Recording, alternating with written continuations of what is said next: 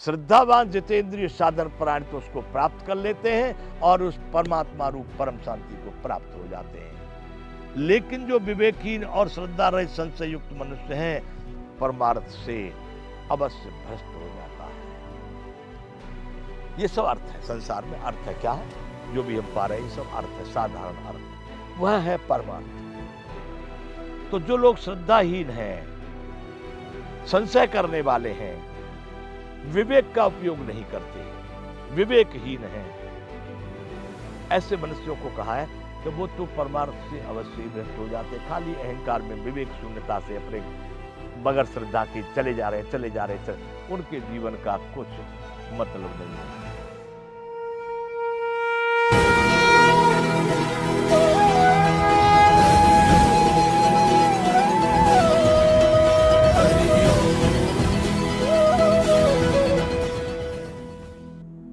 जय विश्व बंधु। संपूर्ण गीता ज्ञान अज्ञश्चा श्रद्धानश्च संशयात्मा विनश्यति नायम लोको अस्ति न परो न सुखम संशयात्मनः। और अर्जुन जो बगैर श्रद्धा के लोग हैं उनकी स्थिति यहाँ बता रहे हैं। श्रद्धावान जितेंद्रिय साधन परायण तो उसको प्राप्त कर लेते हैं और उस परमात्मा रूप परम शांति को प्राप्त हो जाते हैं। लेकिन जो विवेकहीन और श्रद्धा रहित संशय युक्त मनुष्य हैं, परमार्थ से अवश्य भ्रष्ट हो जाता है। ये सब अर्थ है, संसार में अर्थ है क्या है जो भी हम पा रहे हैं, ये सब अर्थ है, साधारण अर्थ वह है परमार्थ। तो जो लोग श्रद्धाहीन हैं, संशय करने वाले हैं, विवेक का उपयोग नहीं करते, विवेकहीन हैं, ऐसे मनुष्यों को कहा है कि वो तो परमार्थ से अवश्य ही भ्रष्ट हो जाते, खाली अहंकार में विवेक शून्यता से अपने बगैर श्रद्धा के चले जा रहे, उनके जीवन का कुछ मतलब नहीं है। तुलसी तुम तो जातो हमें अंदेशो और, नाम पता नहीं गाम का तो पहुंचोगे काठोर। जब आपको यही मालूम नहीं है कहाँ जाना है, आपने ध्येय ही नहीं बनाया, आपका कोई लक्ष्य ही नहीं है, तो भटक रहे हो। भगवान ये करें, विवेकहीन और श्रद्धा संशय युक्त मनुष्य परमार्थ से अवश्य भ्रष्ट हो जाता है, मतलब वहां नहीं पहुंच सकता, पहले ही नष्ट भ्रष्ट इधर उधर को भटक जाता है। ऐसे संशय युक्त मनुष्य के लिए न यह लोक है और न परलोक और न सुख ही है। यही बात भगवान पहले भी कह चुके कि जो लोग इस अमृत यज्ञ से बचे हुए अमृत का सेवन करते हैं, उसको भी पा लेते हैं, तो वो सदा सदा के लिए मुक्त हो जाते हैं। और जो लोग इस साधन को करने में सक्षम नहीं हुए, उनको तो ये लोक भी सुखदायक नहीं है, तो परलोक तो कहाँ से सुखदायक हो गया। बंधुओं, वो लोक परलोक की बात भगवान ने फिर यहाँ कही है। इस लोक का मतलब अभी हम जो जीवन जी रहे हैं, परलोक इसके बाद में जो आएगा, इस शरीर के समाप्त होने के बाद में जो स्थिति होगी, उसका नाम है बंधुओं परलोक। अब मानो न मानो अंगूठे से बांधे जाओगे जमन के खूंटे से। नहीं मानने बने। उस समय भी ये बात कही थी कि संसार में बहुत सारे समुदाय, बहुत सारे विभाग, बहुत सारे ग्रुप, बहुत सारे लोग ऐसे हैं जो परलोक को नहीं जानते, नहीं समझते। यदि सब मानते हैं, समझते तो बहुत अच्छी बात है, पर मैंने ये सुना है कि कुछ लोग कहते हैं कुछ परलोक नहीं है, वो उनकी इच्छा है। लेकिन फिर भगवान यहाँ कह रहे हैं संशय युक्त लोगों को, भाई होगा कि नहीं होगा, ये काम साला बन नहीं रहा, बिगड़ रहा है, साला हो नहीं रहा। मैं बंधुओं एक बात बता दूं, आस्था और नास्ता, नास्तिक और आस्तिक दो शब्द हैं, इसमें भगवान का लेना देना नहीं है। अधिकांश लोगों का मानना यह है कि जो भगवान को मानते हैं वो आस्तिक, जो भगवान को नहीं मानते वो नास्तिक।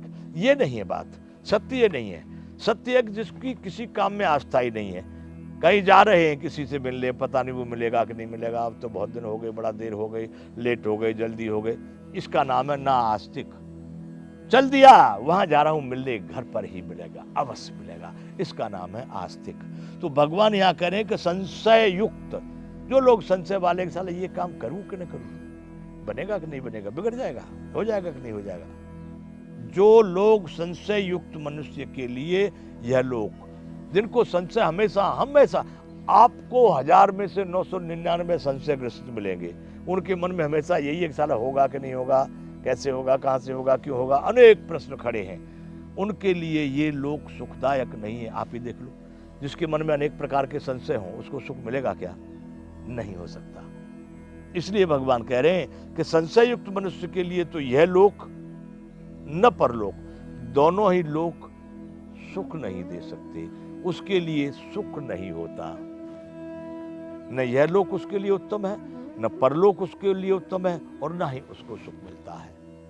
इसलिए अर्जुन, तू संशय रहित होकर के जितेंद्रिय साधन प्राण और श्रद्धावान बनकर के उस ज्ञान का तू प्राप्त कर। उसको प्राप्त होने से तू अधिक समय नहीं लगेगा, बगैर विलंब के, बिना विलंब के तत्काल ही भगवत प्राप्त रूपी शांति को तू प्राप्त हो जाएगा। लेकिन यदि तने इधर उधर को कुछ भटकाया मन, तुझको संशय हो गए, वही संशय की भगवान अभी तक बात कर रहे हैं कि अपूर्व भवतम जन्म परम जन्म में संशय हो गया कि तुम्हारा जन्म तो होगा, सूर्य का जन्म तो होगा।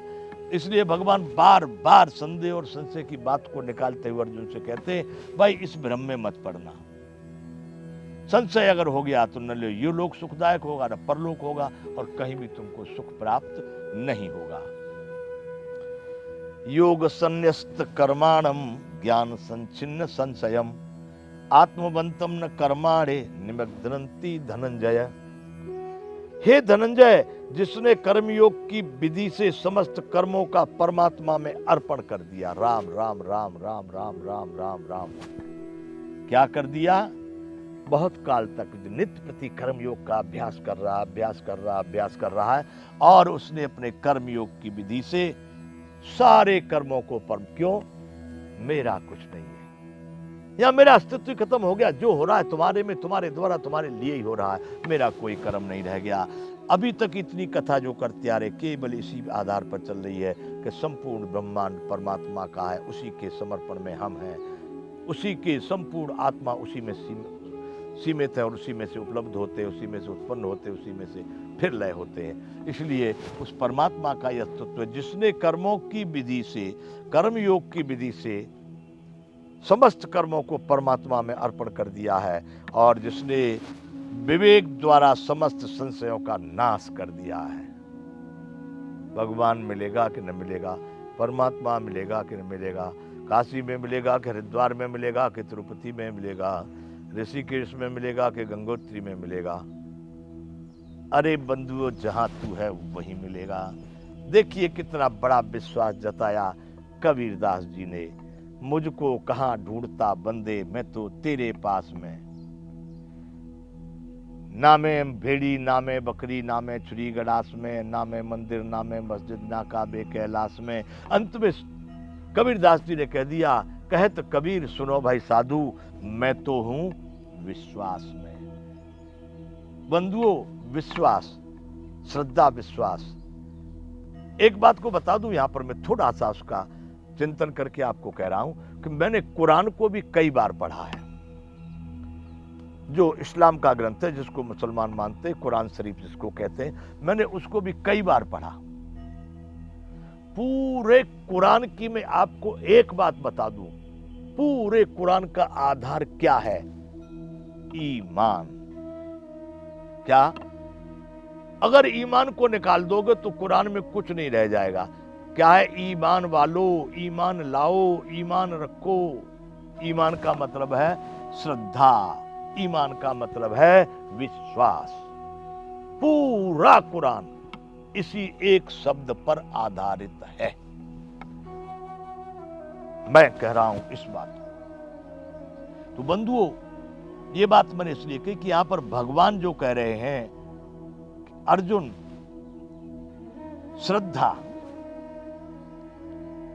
श्रद्धावान पुरुष उसको पाते हैं जिसने कर्मयोग की विधि से समस्त कर्मों का परमात्मा में अर्पण कर दिया है, और जिसने विवेक द्वारा समस्त संशयों का नाश कर दिया है। ऐसे बस में किए हुए अंतःकरण वाले पुरुष को कर्म नहीं बांधते। ऐसे संशयुक्त मनुष्य इस लोक में परलोक में नष्ट हो जाते हैं, और जो श्रद्धावान लोग हैं, जिनका अटल विश्वास है, वह लोग अपने सभी कर्मों को परमात्मा में समर्पित करके सभी, कोई संशय नहीं, जो है पूर्ण है, सही है, सत्य है, इस विश्वास से कर्म बंधन में नहीं बंधते, वो लोग कर्मों से मुक्त हो जाते हैं। आगे भगवान कह रहे हैं,